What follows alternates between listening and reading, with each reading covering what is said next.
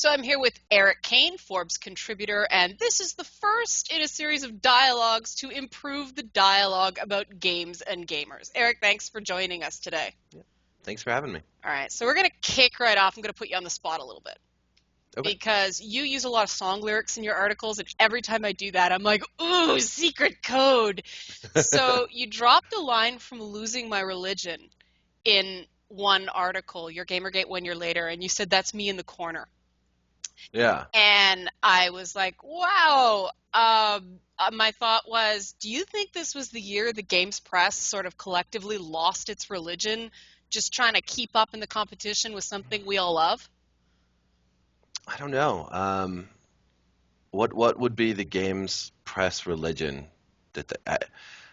Yeah, well, I think that's the big question. I mean, Yeah. we're dealing with the orthodoxy, but I mean, the southern term "losing my religion" is basically a proper way of saying losing your shit, right? Yeah. And there was definitely a lot of that.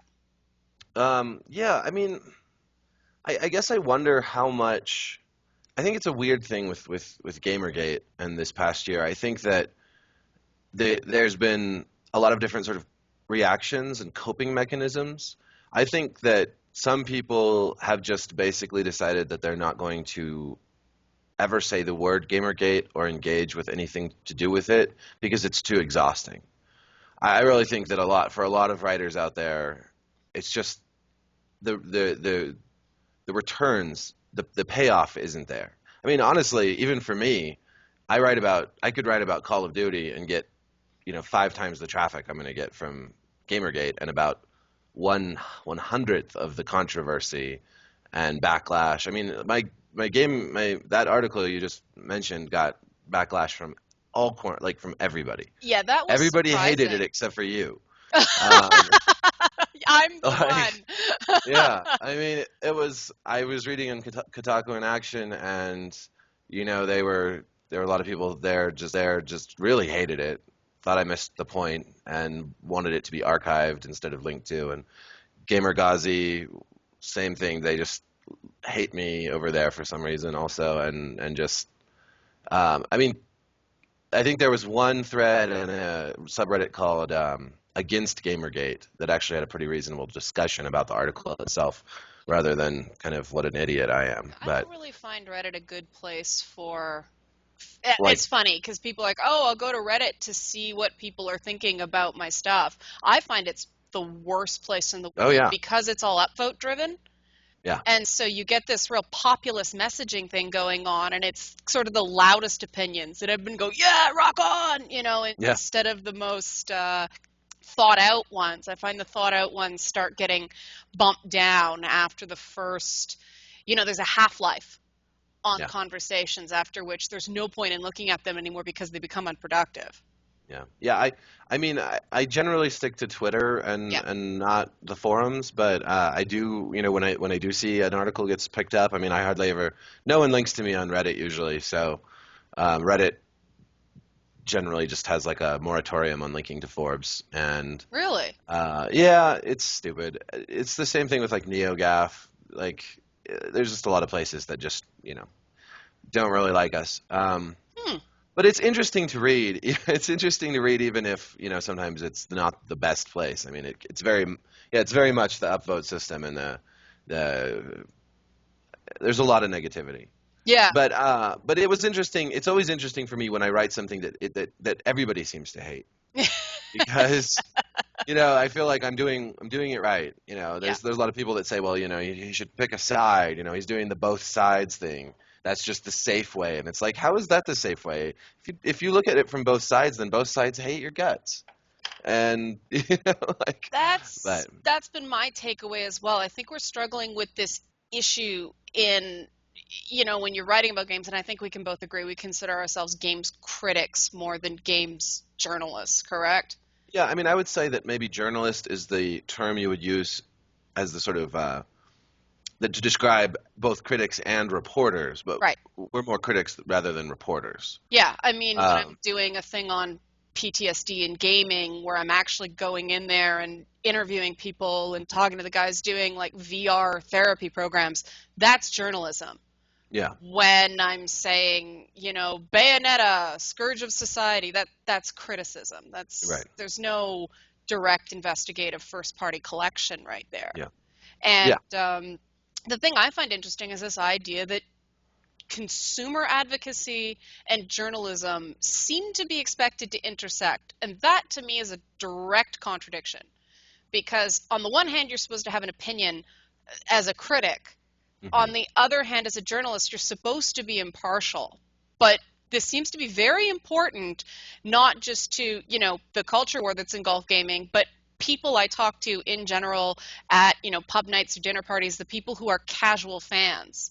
Hmm. So, what do you think is actually at the core of this apparent contradiction? Because it's got to make sense somewhere. So, I mean, I think there's so many different kinds of journalism. I don't think there's just a single definition of what journalism should be.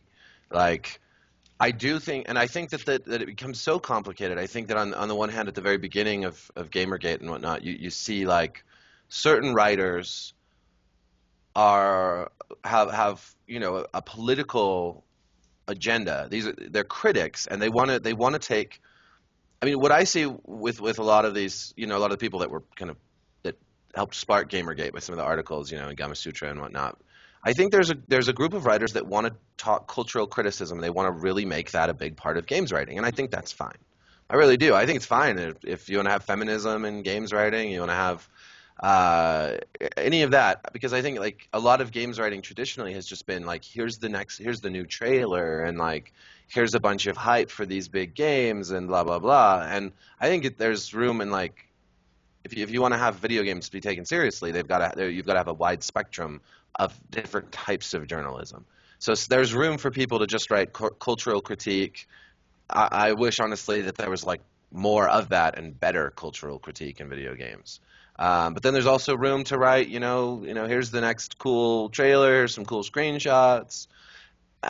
What is the purpose of trade journalism? I mean, it's to cover the industry. It's to hold the publishers and the industry accountable on some level, and it's just to report on stuff. So there's a Right. whole bunch of different roles. I've always sort of pictured my role as a critic as sort of consumer. I don't know if I would say consumer advocacy, but as like the someone who goes and is supposed to look at the game before other people have a chance to buy it, Hmm. hopefully, unless you get your review code for Metal Gear Solid 5 and it unlocks at midnight on the day of launch. Well, I've had that. I don't know if that would ever happen, but yeah. So I think that like I think my role is different than say a reporter at the Wall Street Journal who's just writing you know sort of very straight news pieces that don't really take a side about anything. They're just reporting, here's what's going on with Hmm. this company. Here's just some basic news. Um, I guess I have a very big tent approach to journalism and what it is in new media. That's why I think YouTubers are just the same. Like people always, when I say YouTubers should be held to the same standards of honesty and not necessarily journalistic ethics, but just basic human honesty. I think it's ridiculous if a YouTuber is promoting a game for a company. Like, Hmm. sure, they're entertainers, whatever. I still think that that's wrong because they're supposed to be on some level like promoting video games in general, but not specific companies. Yeah. Like they're not employees of these companies, they're supposed to be, and like people love the YouTubers, and I think that's fine. Like they're the people's people, whatever. But I don't really see how they're so different than like a blogger writing for some little blog. They're just writing as opposed to going on a video, and I guess there's just I see a very big tent when it comes to like what new media is all about. And that's another thing. Like one of my criticisms of Gamergate is that uh, you can't have one way of doing journalism. You can't have like perfect objective everything. You can't have like just straight news cut away and blocked off from opinion and analysis. There's too many different kinds of journalism going on. There's too many, and honestly, like readers shouldn't be stupid. Like that, I think they should just stop. Like, if you can't tell that there's like a spin or a slant in some coverage, if you can't tell that this is analysis and reporting, or if you can't tell that, then no one can help you. Like just like you need to go read more or something, or like educate yourself. I feel like there's a responsibility from journalists to be honest, and there's a responsibility from readers to be aware and not stupid. Yeah, I mean, you have a very clearly defined approach that you seem to be very aware of, and that's one of the things I wanted to mention to you. You talk about that olive branch approach, but you also aren't afraid to express your opinions like extremely forcefully, like you're concerned that the Borderlands movie is going to suck. Yeah, And I really enjoyed that article just because, you had it on two layers. You had the basic stuff for, that, readers might be a little stupid contingent, but then you had a very deep thing that you could go down. Like, I didn't know that the art direction for Borderlands was based on a short film, so I learned something from yeah. that piece. But how do you see your philosophy of covering video games? Like, instead of saying there are lots, what's yours? Well, it's always evolving, I think. Mm-hmm. I mean, I think I've written a lot about it too. I guess like just being part of a trade media, you're sort of in this weird relationship with the industry. Like they love all press that they can get, right? Especially good press, but even to some degree bad press, I think. Like you have to cover this gaming industry and you have to try to be as honest as possible and as critical as you can be, but also, maintain a relationship with all these companies that control the spigot to all the access. So I guess I've just always tried to take that sort of a balance between like my own enthusiasm for video games and my caution about this industry, and sort of do both, like do that weird dance between the two, because like I said, most video game coverage now and historically has been all about hype. Mm-hmm. Like it's all about hype. It's Mm-hmm. like here's the Taken King is coming, Metal Gear Solid 5 is coming. Let's stream an hour of this game and let's post this and let's have these, just it's like, I mean, you look at any gaming site and it's basically like, and a lot of the stuff I write too is basically almost like advertisements for these companies. And it's because like I'm also excited to play Metal Gear, and I'm also excited to play the next Destiny expansion, and I'm excited for Dark Souls 3. And so some of that hype finds its way into what I write. Because that's also what readers want. They want to be excited too. They don't want to just always have somebody raining on their game's parade, But also at the same time, like I feel like my role is to try to be a bit of a watchdog in terms of like bad business practices, just either in games media or the gaming industry. So there's sort of like a little bit of that consumer centric side, as and as well as like just the writing about and analyzing, and then there's reviewing also. Mm-hmm. Like I think most game writing is preview stuff. Yes. It's writing about stuff prior to its release when everybody's excited about it. Mm-hmm. Once it's released, after a little while, people aren't that interested anymore, unless it's a game like Destiny, World of Warcraft, living games. Yeah. And so, I don't know. Okay, I'm trying to remember where I'm going Yeah, with I this. mean, I see the traffic just drop. The Oh mini yeah, game launches. Now, yeah, partially that's because people are suddenly on YouTube. That midnight release, right. they're on there and they're streaming the actual game. Now, the thing I get concerned about is someone who's, sat there like a good little girl and watched the press conferences for an entire freaking day before you get your hands on a game. Playing a game and watching a game aren't the same thing at Mm-mm. all. And I'm concerned that there's a false sense that you get from watching. You're watching a game like a movie at that point. Even if you can chat and interact with the person playing it, you're still spectator instead of player. Mhm. And I have a concern with that. Is that something you've thought about at all? Is it a concern of yours as well, or do you think it's just sort of it's another way of talking about it? So game streaming is weird to me. Mm-hmm. I don't understand people who watch video games like that aren't being played right next to them in the same room. I very rarely ever watch Let's Plays, and I've streamed myself a few times, but I admit, like, video games for me are sort of a personal thing. Like, I feel like I'm letting people into my space too much when I stream. I thought I was the Um, only one that felt that way. I completely agree with you. yeah, I really find Yeah. it sort of invasive, and Yeah. it doesn't matter if I'm good or bad. Like, I'm pretty bad at a lot of first-person shooters. Like, I don't know if I'm actually bad or if I'm just not as good as the people who are obsessive about them. Like, I play the Call of Duty game every year, and I write about it, and then for the rest of the year, I stop playing it, and I get really crap. I don't like keep honing my skills, but there are Mhm. people who play it all the time. And by the time I come back around to play it again, I'm just like catching up. I'm always playing catch up. But Yeah. a game like Dark Souls, I'm pretty good at, and it's just like, but I still at the same time, like when I play Dark Souls, I just want to be alone with the game, and maybe whoever invades me or whatnot. Mhm. But like people watching and chatting at you, I don't know, it ruins it for me. And watching other people play, unless it's just a short thing or like a helpful thing, but I mean watching for hours to me just baffles me. I don't get it. And competitive stuff like Dota, I'd rather like I don't know, just do anything other than watch something like Dota, which just is enormously boring to me. I don't Yeah. I I don't mean, get it. a Dark Souls game, I think you do sort of have to sink into those games because Yeah, they're way more mood than story or tone than story. And if right. you've got somebody talking over it, and again, this is so bizarre because I've done these Let's Play videos, but to me, someone talking over it, it's like I feel like I'm bastardizing the experience Uh-huh. by placing myself on it. It's ruining what video games are supposed to be for me. And not just for you necessarily. I feel that same way, but I feel like I'm like people watching games before they play, watching for an hour, like it spoils the experience. It's like people who flip to the last chapter of a book and read that and then go back and read the beginning. It's like you've just somehow like I mean to me that just really ruins the experience. Like I don't want to watch 3 hours of gameplay from some game that's coming out. I want to play the game.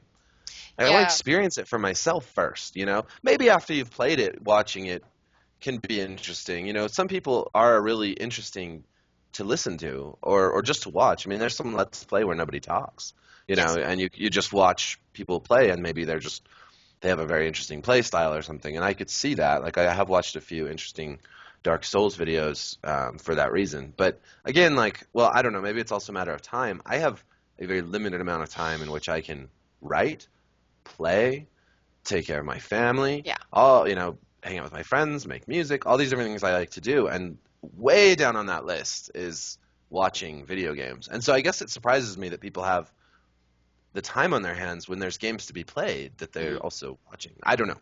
That's just so I don't know.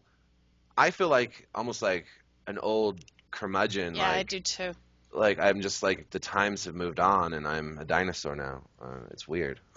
Yeah, and that's definitely something that I've hit too. It's like I like YouTube, but I don't feel like I'm going to be a better judge of a game based on the first 30 minutes of gameplay than somebody who's played the whole thing and got it as a complete experience. And that is out of step with what I'm hearing from a lot of gamers that, oh no, they want to decide for themselves.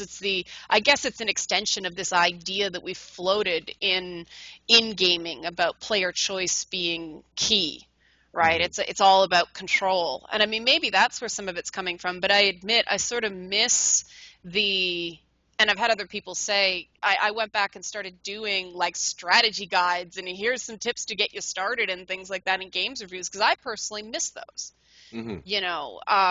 and to me, Yeah, I yeah, I agree. mean, if there's a really annoying part of an otherwise great game, I'd like to be able to warn the player about that. It's like, okay, here's how you get through this part so you don't have to die 8 times like I did, Yeah. and that would be considered a spoiler to some people. And it's funny because they'll stream the first 3 hours of a game, but then they worry about spoilers and there's plot details that are Yeah. embargoed and all this stuff. And do you ever get the embargo sheet sometimes and it's like, wow, this is stepping dangerously close on telling me what I'm allowed to write. I honestly, if people send me a game, I look at the date for the embargo and then I don't read anything else. Really? Yeah, I just say whatever I want. Right. Honestly, you cannot tell somebody that they can't talk about this or that. You can't tell them that. Yeah. Well, And if they don't want to send me more games in the future, I really don't care. I've gotten to the point with the industry that if I don't get another review copy ever again, I just do not give a damn. I because you could I do continue not without care. that I access. could do fine without any access at all. I don't need another. If it comes to that, if I have to make a choice between saying what I feel and believe, Hmm. or saying something important about a game or a game company, and maintaining access to the industry, every time I will. I don't need the industry. Like I don't. I really. I mean, that's not even just like an. I don't feel like that's an arrogant thing to say. I just don't need. I don't need review codes. Half the time these days, I'm getting them with 2 days to play, and I don't play games in 2 days. I don't do it. I won't abuse myself or the experience of a game like that. I will not rush. I won't. I just don't feel like playing by the rule by anybody's rules in this industry. Like they expect you to race through a game in a weekend that's 40 hours long, and that's ridiculous. I'm not going to do that. I And just said if that to somebody today. I said the exact yeah, same thing. It's crazy. Like, that's not even replicating the experience of someone at home. You yeah, know, how the heck can you right, give an opinion that's going to be anywhere close to the players if you're powering through? Like, you're basically yeah, doing a speed run to get it done on deadline. yeah. And And I mean, if they're like, don't reveal anything about the end of this game. Well, what if the ending's bad? Like, or what if, I exceptionally mean, good. or exceptionally good? Yeah, I will respect the idea of like putting things behind spoiler tags. sure. I don't want to spoil it for readers. I don't want to give away whatever, but like, and if there's a perfectly good reason to not, to like, if someone's like, please don't say anything about the ending for a couple days, like, just to, and it's a good ending or whatever, like, fine. I probably won't even get to the end. Like there is in the embargo for Metal Gear, there is a thing that says, please don't spoil the ending for 5 days. Okay. I won't probably get to the end in 5 days. I It's a don't plan real on long playing game. that fast. I'm gonna write my review in progress and just take it easy and enjoy it because it's gonna be a good game and I want to enjoy it and I'll write about it as I go. And I don't know. I just the list of like little details that you're not supposed to say anything about in an embargo, like even after the embargo date, is ridiculous. It's You know? crazy. I mean, I even in previews, you go and you play these demos and you're expected to write a preview and sometimes even want to score on a preview. Yeah. And I'm sitting here going, okay, I can only judge what I've seen, which I can reasonably assume is the absolute most polished part of the Yeah. game right now. They've put extra resources in. The level designer is on vacation because he had to do so much work in Yeah. advance. Um, how do I really judge the rest of the game based on what I've seen? And I seem to sort of go with my gut Yeah. every single time. And if I notice little things that are locked off or little things that don't quite seem to be something, because I don't know about you, I've seen certain games that changed radically from the Mhm. demo I played to, there's been mechanics that haven't even been in the finished version. Sure. What do you look for in a preview when it Mhm. comes to recommending something based on a demo? I I mean, I rarely go to preview events. I Really? hardly ever go to conferences. I'm like a hermit. I just um so when I do, and I have, and they're always interesting experiences. I went to a preview event for BioShock Infinite. Hmm. Um and I don't go a lot of times because I have to pay for it all myself. I'm not Yeah. sent by anyone and I don't accept travel expenses, so it's very expensive to do a lot of these. Yes. Recently, I went to actually the most recent one I did. I went and I saw the new Skylanders game down in Phoenix because I could just drive down to Phoenix. And Yeah. the Activision people actually came to Phoenix because there was like one other person in Phoenix and then me, and they wanted to show us the game. So that was nice. They Yeah. they did all the travel, and I just drove down there and get to see the game, and that was cool. I mean, they show off some stuff, and you can ask some questions. And by at this point, I've played, what is it, four Skylanders Yeah. games. Yeah, four. So I have a pretty good idea of what Skylanders is going to be. I can see from the demo. I didn't even play it. It was just they played and I watched. I can get a lot out of that. I can Hmm. see like I have a pretty good sense that Activision's not going to be downgrading those graphics by the time the game comes out. Yeah. You know, with a game that I'm pretty familiar with the series and everything, I think you can get quite a lot out of a preview. It's sort of like the Black Ops beta. Hmm. There's going to be changes between now and then, but I mean, I can get a sense of it. I think a pretty accurate sense from playing it. Letting everyone else can play it too, so my opinion's pretty worthless at that point. Yeah. But But I mean, even something like Watch Dogs that was new, but yeah, if you saw the rig they were running that game on in right. previews, you could have predicted a graphics downgrade. So Oh why do yeah. you think there was such a palpable disappointment when, the inevitable happened? Um, I think that it's the dream of technology. Hmm. You know, this idea that tech is always improving, games are always going to keep looking better and better. You know, the graphics cards keep getting more powerful. People want, Expensive. yeah, no Oh my kidding. God. Yeah, it's a silly thing. I don't know that.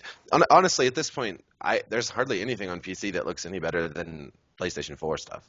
Oh, them's Like, fighting words for some I know people on the it's internet. just true Holy though. I mean, cow. Yeah. it's a diminishing return when it comes to PC graphics these days. Unless I you're mean, modding. yeah, you can unless you what now? Unless you're modding. Like if you're part Oh of a yeah, if you're modding and community. doing stuff like that, for sure. But like if you fire up, well, like Black Ops or a lot of the games that are coming out cross-platform, and specifically cross-platform, Hmm. there is stuff on PC that's gonna like Fallout 4 is gonna look remarkably better on PC Sure. than it's gonna look not right away, but once the modders get to it, it's gonna look great. Just like Skyrim, it's ugly as sin, but once the modders get their hands on it, it's pretty attractive. I I thought mean, The mostly Witcher 3 looked better on PC than it did on console. a little bit. Yeah. Well, depending on your But it wasn't specs. much. I mean, that was actually pretty disappointing because the second Witcher looked so damn good on PC. See, I And couldn't appreciate any of that because of the memory leak in that game. I had oh, constant crashes on my yeah, machine, yeah, so I had to turn it all the way down just for stability purposes. And that's the thing about PC gaming. What'll run yeah, like a dream on one machine will fall apart on mhm, another, and it totally. can be the way your operating system's configured. Hmm. And I mean, that's the big challenge for PC games. And I think for me, a lot of people don't want to put the work in Yeah, for the experience. I think it is sort of you get in what you take out of it. yeah. And what do you think about this idea with, PC players demanding a certain amount of attention when what are the stats? Like they're 0.08 of the market on a AAA title or something like that. That's Yeah, the sales number. I don't know the exact numbers myself, but I mean, gamers are passionate. Mhm. They're passionate and unreasonable a lot of the time, and they're very like PC gamers are very are online all the time. I mean, Mhm. like they're some of the most tech savvy, uh, big spenders on especially on hardware.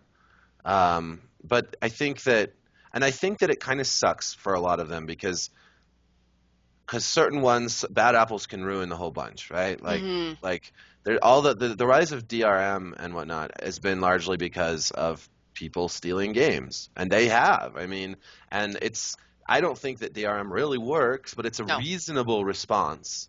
Still, it's a reason. I mean, it's it's a response that was taken way overboard, Yes. and a lot of people have scaled it way back, but it's not unreasonable because I mean, it's absurd the rates of piracy Yes. on PC games. And so there's that. And so I think that there's a number of PC gamers who just like they're sick of getting crappy PC ports. Mhm. They're sick of DRM. They're sick of all these things that they have to deal with when they just want to I mean they've just spent $600 on a graphics card and then another 600 on their Yeah. monitor and, all these other things.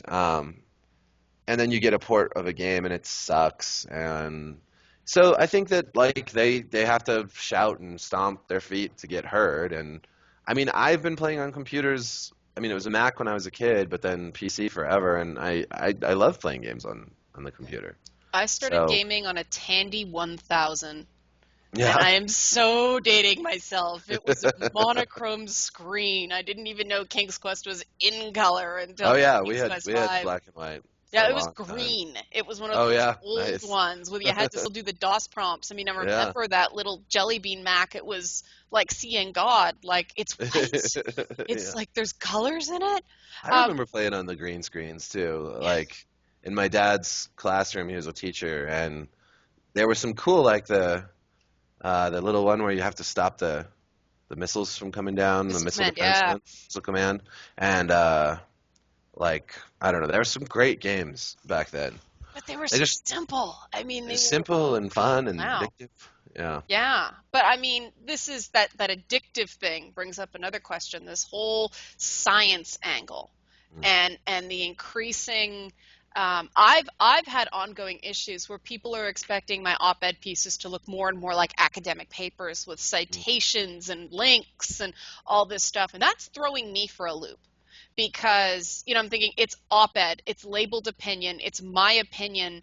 If I wanted to be writing boring academia, I'd probably be making a lot more money with tenure somewhere. Yeah. I'm here because I want to take a populist approach and not send people down those rabbit holes. But finding the balance has been really difficult because I feel like I'm doing a disservice to people if I'm saying, well, my opinion is based on this study and this study and this study and this study. I don't think op-ed writing should be about that. I think No. there should be an element of philosophy, but also just an element of taking a flyer and seeing what happens. And so I'm Yeah. wondering, how do you incorporate, because you're very good at reading studies. I'm really, some of the questions you ask about the studies you've looked at, I find very interesting. I mean, there was that YouTube thing that I Yeah. actually went and checked something you guessed at, and you were straight up right.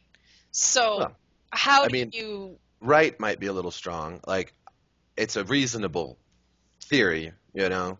But there's probably other the thing about studies is that there's always something contradicting something else.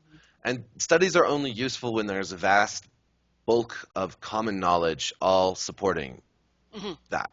Like, so video game violence, you can just link to any study you want. You can link to one study that says people become more violent or hostile. yep, You can link to another one that says that's not true. Uh, you can go and look at who's putting money into those studies, and there's usually some agenda behind them, whether or not they're, you know, a lot of times I feel like a lot of these studies are actually just looking to support their own theory.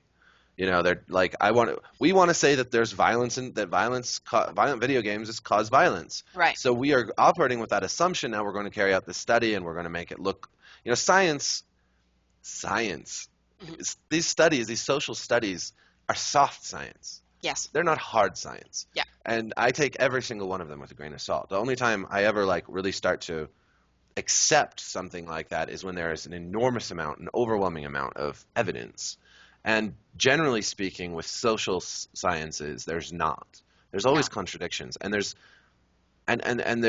so much like so with violence. I've written about the violence thing a lot, and I mean you have to take the studies and then hold them up against what we know about the world. And one of the things we know about the world is that violent crime has gone down, while video games have been on the rise. And yep, there's a lot of different competing explanations, like the Freakonomics guys. yeah, They attribute that to abortion being legal. yep, yeah, And read that, that's a yep, very reasonable theory. Like I mean, totally reasonable. But it's only, I mean, but at the same time, it's like you start to get into a sort of complicated territory with all of that. Like there are probably lots of reasons violent crime has gone down. There's probably some truth to some of the studies that say that video games make you more hostile, at least in the near term. I mean, I certainly feel more aggressive and hostile sometimes when I play video well, games. you play I'm Dark usually Souls, that'll do yeah, it. yeah, totally. Or Yeah, like roguelikes and stuff, yeah, like or first person shooters. I mean, but that level of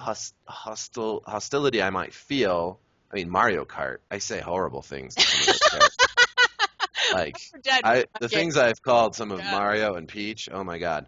But it's not real. You know, it's just like you vent it. yeah, You say something, and that's like when that whole thing came out about the losers, like bad people who are bad at video games yeah, the low are status more males, aggressive. Yeah, low yeah, status males, all that. It's like, well, like I mean, I'm pretty bad at games. I very rarely ever even have a headset on though. I don't like wearing headsets when I play multiplayer games. I don't like hearing other people and I don't like talking to them. But like and it doesn't matter if I'm doing well or doing poorly. I just never like to do that. Everyone's sort of different, If you're having a bad day in a game, you probably are more likely to say to swear and to say mean things and stuff like that. And if you're doing well, you have less reason to. And it's just like science proves that losers are more likely to harass women is the dumbest crap anyone could ever write, and so many people wrote it. Well, It's not what the again, study says, and the study also it probably has quite a lot of bias in it it, because it's one study, it's just one right? study too. And And somebody's it's going to have to go and try to replicate that. Good luck now that everybody knows that scientists are camping out on Xbox Live. I mean, yeah, they did other studies through BattleNet that said that when they released a disease onto World of Warcraft, people behaved more altruistically than they do in the real world. So it's, this is why I wanted to talk about this, because I think it's one of the things that people have to be exceptionally cautious of when we're so, like, it's almost at the point where science has become a religion for a lot of people, and they worship at the church of science. absolutely. So if something has the veneer of science, it's automatically something that should be taken more seriously than just using your own eyes and ears and common sense. Hmm. And I don't think that a study should ever override a person's basic, something doesn't feel right about this. Oh yeah, You know, um, yeah. and I mean, for me, all the stuff I'm seeing the same arc with sexism in gaming as I Hmm. did with violence in gaming. You had, as you said, some early agenda-driven studies but then the science is refined and refined and refined and refined. And 10 years later, we're left with, well, it causes temporary aggression for a half hour to an hour, but long term, no, there's no correlation. Not even correlation, never mind causation with Right. violence. I think sexism is going to take the same arc. And the problem is, people are setting policies based on scientific studies instead of a scientific consensus. That Hmm. personally concerns me because it's at the point where it's directly affecting me. I mean, I feel myself less represented in fictional characters because me, as sort of, just the color of my hair is suddenly evil in games. And I'm sitting here going, this grows out of my head this way. On South Park, I'll take that. And in a South Park game, it's funny. But, Yeah, you know, overall, what the heck? Like, all yeah. of a sudden, it's this thing. And people are basing that on science. And, you have people on the other end going, well, here's a study. Hmm. And the part where it started concerning me was when developers started saying, your writing needs more studies. And I Mm. was like, first of all, I'm an op-ed writer. I don't need to do anything. Second Yeah, of all, what? yeah. That's And ridiculous. yeah, it's weird. And have you encountered anything? Like, do you have a lot of direct dialogue with developers, or do they? No developer has ever told me how to write. Hmm. Uh, I mean, I've interviewed a number of developers. I am on Twitter with some developers. I wouldn't say that I'm very close to any of them. But you can't Uh, really be close. We're on yeah, sort of the opposite. You can be like a right. secret neighbor, but you can't really be buddies. Absolutely. Yeah. But I mean, I wouldn't like necessarily like I would recognize some of them if I went to a E3 or Mhm. something. They would probably not recognize me because I never go to anything. Right. Um, and talking on the phone or via email is not the same as in person. No. So I know I don't really get that kind of feedback. I mean, no one's ever told me I should include studies or anything either. Like, That's I mean, interesting. I do reference studies. I do that sometimes if that's what I'm talking about. If that, I don't feel like I ever need to back up like my own ideas with studies. If the study is part of the discussion or if the topic revolves around studies, then I'll go and I'll discuss those things. Hmm. That's more like they're the subject of what I'm talking about rather than using them to back up some argument. Hmm. Like if I'm going to talk about violence in video games, well, I have to bring in studies because they are going to be discussed. It's just going to Hmm. happen. With sexism, I have never really, I mean, other than that one we just were speaking about, I Yeah. haven't really read very many studies about it. Sexism in video games is a really interesting conversation because we're running up against like all these competing ideas. I mean, we're running up against Yeah. the sort of rise of the moralistic left on the one Yeah. hand, and I have lots of very liberal friends who are not happy with this either. They do not like this this new version of the sort of online activism on the left that we see, and the Yeah. social justice warriors or whatever, which is a term I fucking hate. Oh, I'm Um, with you. We use the same term. You say outrage warriors yeah, as well, outrage so warriors. I think it's I much more prefer it. accurate. Yeah. Yeah, I mean there is a legitimate complaint that I mean, like some of the things people get upset about these days are so stupid. Yeah. Like, like what was it on Twitter not that long ago? People were very upset that about these pictures of potato salad because they were white people appropriating black culture apparently and changing what potato salad is supposed to be. Oh, And it was just wow. like, and I mean, I read these tweets and all these people like freaking out about this cultural appropriation, and I'm just like, how is this where the left has gone? I mean, aren't you supposed to be building unions and actually fighting for real causes like real social justice, like gay marriage and things that like actually impact people's lives? Not What like, and what I what's hear. happening. Go ahead. Oh Sorry. no, I was just Yeah. gonna say what's happened in video games is we've gotten. I think people are way too quick to accuse someone of social justice warrioring. First of all, I think like it's totally reasonable to say, I would like to have more women in games. I would like to have more women in games. I would. My Yeah. daughter asked me why don't they have a Mario Sisters, Super Mario Sisters, and just instead of just Mario Brothers, and I'm like, well, Mm, that's a great idea. It would make a lot of money probably. Nintendo should probably do that for all the little girls who would love to play the Mario Sisters. That's like Peach and Daisy. yeah, like, and Yeah. they're the heroes, and they got to save Mario or something. I think that sort of stuff is great. I think that what happens though is that then on one side we get someone like Anita Sarkeesian who is she sees Bayonetta and cannot see one single good thing about that character. And That's not exclusive to her, though. I no, come no, up definitely against that not. that specific character a lot, and it's exceptionally frustrating to me because I'm a big fan of female anti-heroes. Hmm. And Bayonetta she's a dark witch. I mean, Yeah, she is that sort of classic Byronic hero where she goes against the grain. And I mean, Lara Croft used to be, but the powers that be decided that it was more important for her to be likable than yeah, interesting to me. But oh, you yeah, can't say that. You'll get burned at the stake. yeah. And so I completely agree with you there. So you're finding as a parent that this is an issue too. Well, I think that so it comes into. I mean, it operates on so many levels. Like I am on some level a social justice warrior. I would like to have more diversity in video games. Hmm. I would love it. Hmm. But I don't approach video games in this way that like if a game doesn't have diversity, it's bad. I Yeah. don't think that like we should like sanitize games so that there's no sexuality left in them. Bayonetta's a sexual character, and that's fucking great. Like she should be. She's like a dominatrix that goes and kicks ass. Like what's wrong with a dominatrix that goes and kicks ass?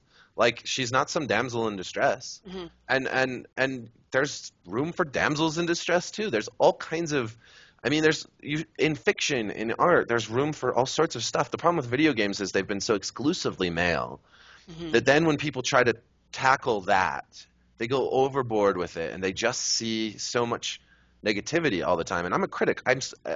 I understand wanting to find the bad and like criticize it and like Hmm. try to make it better. But it comes to this point almost with certain people that it's like you don't even like video games, do you? Like that's what I want to say. Like you really don't like them.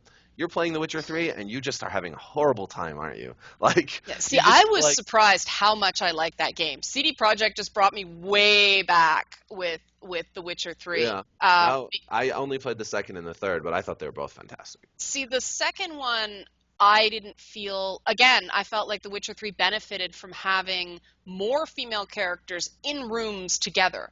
I thought the addition of Yennefer and Ciri and having the sort of all the witches and they're sort of working together instead of constantly at each other's throats. Like, I didn't like The Witcher 2 at all, mostly because I couldn't read the maps. Oh, That was a big thing for me. The navigation just drove me crazy. I spent so much time lost in forests. yeah. And The Witcher 3, I loved. I didn't love everything. I didn't like the moralizing, those little animated scenes where Geralt told me what to think about a given thing. I didn't like those. But Yeah. overall, I really liked the game. I would have preferred, like the Bloody Baron story. I would have just preferred they did that and made it complicated and messy and let me decide what to think about it. Hmm. Because as a story, I thought that arc was amazing. I just didn't Mhm. like that, well, we should feel sorry for this guy because blah, blah, blah. It's like, no, I had a completely different takeaway from that. It's an RPG, I should be allowed. Right. But the addition of Yennefer and Ciri as active players in the Witcher games changed the whole thing for me. Mhm. I just thought they were really lacking from previous games. And as somebody who loved the short stories, I really felt that was missing. And Yeah. Triss is radically different in the games than she is in the books, and I felt like that. Women who make tough decisions was missing, and it's all the way through the books. I mean, you've got an entire people whose scars are these badges of pride in the books, and I play the games like, where's the scar on Triss's chest? Hmm. And I think it was probably better for players that didn't have any knowledge of the subject material. I think similar to your experiences with Borderlands. There's things you can't unsee, and I guess it doesn't feel as original to you because there's this original sort of thing that it didn't come out of someone's head, they borrowed it. Yeah. Um, Interesting what you're going to think of Skyshine's Bedlam, because it's sort of a similar thing. But they went their own way. It's a roguelike, of course, um, sort of RPG thing, but it's based on the tabletop campaign they made as kids. And I'm a sucker for stories like that. I don't Yeah. know about you. I hear something that pure, and to me, you see it in the design because they know their world so well that when they do like a teleportation effect in their little, board turn-based combat thing, when they teleport, the character turns into this mash of parts, and it's like this bloody zoop, and then it's like whoop, down again. It's like going up blood and guts, going down blood and guts, and then they That's reform. cool. There's but they put that little detail in because they didn't spend 6 months refining the characters, Yeah. right? And I'm such a sucker for stuff like that. But that's a detail I think a lot of other people are going to go, who cares? Right. And I don't know about you, that's something I struggle with in terms of writing about a game because I really like it, and then writing a game for a purpose of a review where someone else may or may not buy this game based on what I put here. And when it comes to assigning a number, it kills me every time. Hmm. Because personally, my favorite games, I suspect you're going to say the same thing. My favorite games tend to rate about a 7, Hmm. which is supposed to be mediocre, but to me, those are the games that take the most interesting risks. Yeah. And they have the most flaws because they take the most risks. Hmm. And I mean, Metro Last Light is a Yeah. classic example. Far from a perfect game, but one of the best first-person shooter, like single-player first-person shooter Hmm. experiences I've played in a long, long, long, long time. That The was the good. level designs weren't just let's throw more enemies at you and let's do Yeah. zero gravity. There are these neat little oh wow, the environment is actually relevant as opposed to just pretty. Yeah. And um, I'm like, but in terms of flow, in terms of story, it wasn't quite up there, but it did that really well. Right. And I feel like our entire review system just kind of doesn't do games like that justice. Do you have any games like that, like your personal favorites? They're just sort of flawed, but Yeah. I mean, that's a good question. I mean, it's so often the case. I mean, there's very rarely just like the perfect game. yeah. I mean, even like, well, we'll go back to Dark Souls because that's like one of my very favorite games. I mean, it falls apart horribly in the third act, I think. Like Every on Dark a Souls game I have played has done that. yeah, It's all it part of the just third act.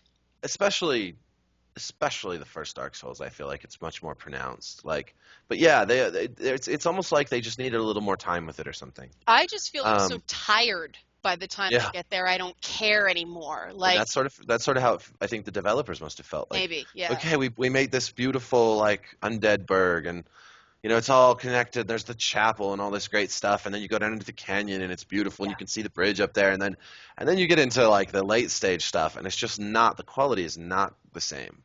in those later maps. They don't feel connected to the rest of the world in the same way. They feel punishingly hard in a way that's not like that doesn't have that same mood to go with it. And so like a game like that, like I don't think, with when Dark Souls was released and it had like Blight Town and frame rate issues and all these other little problems, and it was definitely not a 10 out of 10 game in terms of just like like however not well mechanics were great, but like the like level design was uneven, enemy design, boss design, there was lots of unevenness to it. But at the same time, like for me, that's a 10 out of 10 game. Like In your heart. it's yeah, I mean, Yeah. I would probably, if I actually wrote, and I never wrote like a scored review for Dark Souls, Mhm. but I probably would give it a 10 because I think it's a masterpiece. I don't See, think its flaws take away from its points at I've all. never given a game a 10. I've been Yeah, so close, but I've I wonder if I never given have. a game a 10. I don't know if I have. And I don't Like, remember, like, it was one I reviewed recently, and it was so close, but it crashed on me twice, and I just can't do it because that is disappointing. People yeah. expect to see God, when a game is I going to kind be of like good. the star system better. Like Yeah. 4 stars, it means it's a great movie. There's lots of games that should be 4 stars, but don't necessarily have a 10 out of 10. Sure. You know, like when if a reviewer like Ebert, was giving a movie a perfect score, he wasn't saying this is a perfect movie. No. He wasn't saying that every single thing is perfect. There could be some flaws in there. There could be, but he's saying this is in the 4-star tier of movies. But then You know, movies we're seeing at 3 stars, where if a yeah. game got a 6 out of 10, that would be considered junk. They don't. Yeah. It doesn't cross over. Like 3 out of 4 stars is not the same as like any. That's more like a 8 out of 10 or something. Yeah. Like the 10-point scale is really. It functions so much like the way we grade in school. Hmm. Like most people don't just like most games don't fail. They don't get the 3s and 4s. Hmm. It's because most people don't get Fs. Yeah. C is average. Yep. So 70, a 7 out of 10 is an average game. And people always complain, well, it's always, between 6 or 7 and 10. Well, yeah, that's because the actual scale is fail, and then 7, 7.5, 8, 8.5, 9, 9.5, 10. Yeah. Once you get into the realm of 1, 0 to 6, it almost doesn't mean anything. It just means the game failed.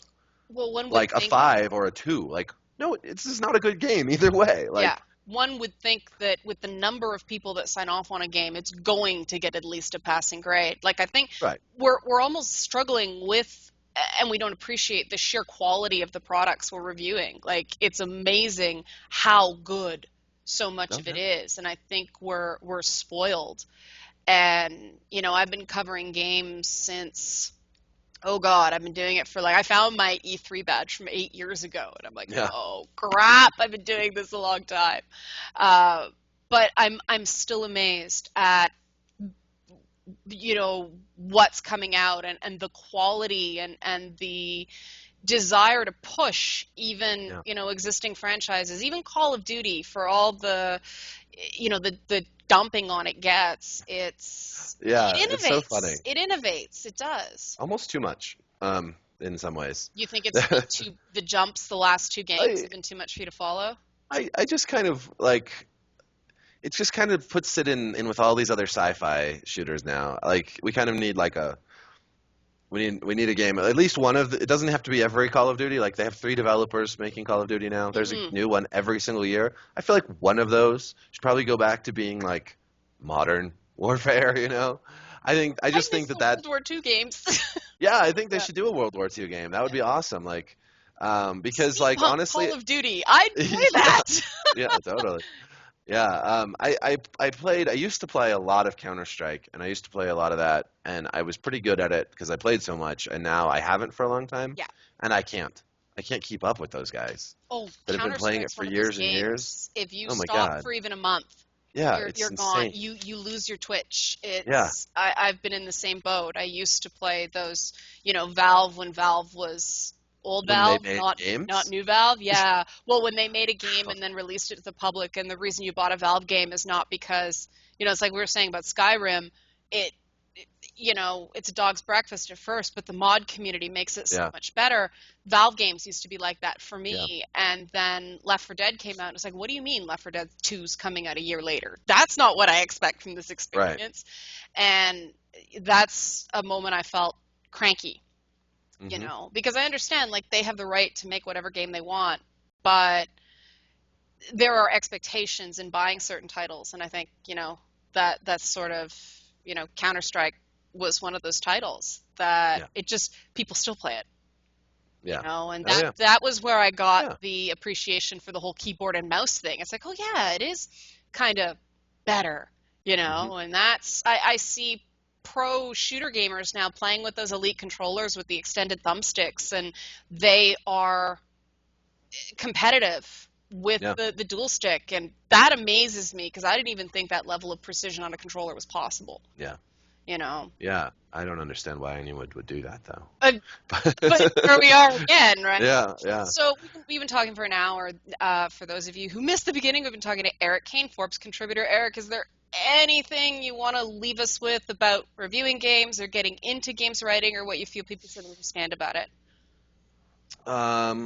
Well, I think that, you know, for people wanting to get involved with writing, I think that one of the illusions that needs to be, that has been almost built up more in the last year, is that like there are these like journalists on a high hill doing this thing. The reality is that most people writing about games are not that much different from people doing YouTube and things like that.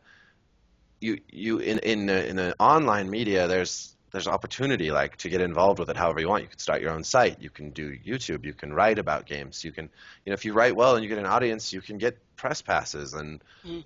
review copies and all that other stuff. I mean, you have power over your how you want to approach it. It may not be lucrative. You may not get a job doing this. You may not be able to make money doing that, but you can do a lot now. There's the access to being part of the information economy is really, you just have a lot more of it now. So I think people who want to get involved, they should. Um, I think uh, when it comes to like fixing games journalism and making it more ethical and all that, I really have come to the point where I think that there's not really some grand solution or magic bullet. It's baby steps. Um, there's baby steps, and Yeah. it's also just like games aren't particularly unique in this regard. When it comes to trade media, you are in a situation where, you know, I think probably it's just not that different writing about cars or writing about movies or writing about toys. Like you're writing about something, you have a sort of symbiotic relationship, Hmm. a hostile symbiotic relationship with the industry you're taking on, and It was you like know, that like for me in music for sure. Sometimes, like, I'm yeah, tired of boy bands. I don't want to hear another Spice Girls song. You know, yeah, you're totally right. yeah, and Yeah. I guess that's the other kind of thing that I've been trying to say. I feel like the whole Gamergate thing, there's this drive to like fundamentally change something that isn't going to fundamentally change. It's It's it's not going to. it's too big. And it's too big. And honestly, like taking on the indies and stuff, I mean, it's fine to go and say, hey, look, like those people were living together. She shouldn't have been writing about that. You know, there should be more disclosure. There should be less coziness. But that problem is just, it's everywhere. I mean, there's so much friendliness between people who write about games and people who make games, and it's just the trade press. That's kind of how it works. It should be better, yes, Hmm. and it can always be better. And I think it's great that we, you know, but I think that like expecting some giant sea change to happen because you get angry enough and loud enough, I just don't think that that's realistic. It's So I interesting. think that those tie together. Like, be part of the solution. Like, make your own sites. Try to do your own thing. Read people who you like, and don't read people who you don't. And support people who you see as ethical journalists or honest YouTubers. Um, and you know, your vote with your wallet to Seems some really degree, or common your eyeballs. sense. Yeah, there's common sense is Neither. uh, Neither common it's nor necessarily sense. yes, Yeah. yeah, and I don't know that people like to listen to common sense Well, I think common people sense are, isn't necessarily fun. Populism sort of yeah, overrides common sense over and mhm, over and over again, and I yeah. think that's And there's sort of some where we there's a found time for ourselves. that too. Oh yeah, Populism has its role. I mean, and I've definitely been involved in somewhat populist like writing, about Mass Effect and I have different moments too. in I gaming. won't deny that for a second. I Yeah, think it's healthy in places. yeah, yeah. Yeah. It's kind of like you have to be careful. It's like playing with fire, though. The like you can take it too far. The the I think that bears out in politics also. Mhm. Populism can lead to horrible things, Yeah. but it has a really important place in our political lives as well. So Popular justice warrior. I can see it on a business card. uh, PJW. yeah, Sounds kind of infantile. I like it. All I right, like it Eric, too. thanks very much for your time and Yeah, your it insightful was fun. comments. All right, guys, if you like what you've seen, or if you're really mad at what you've seen, please subscribe. Thanks for watching.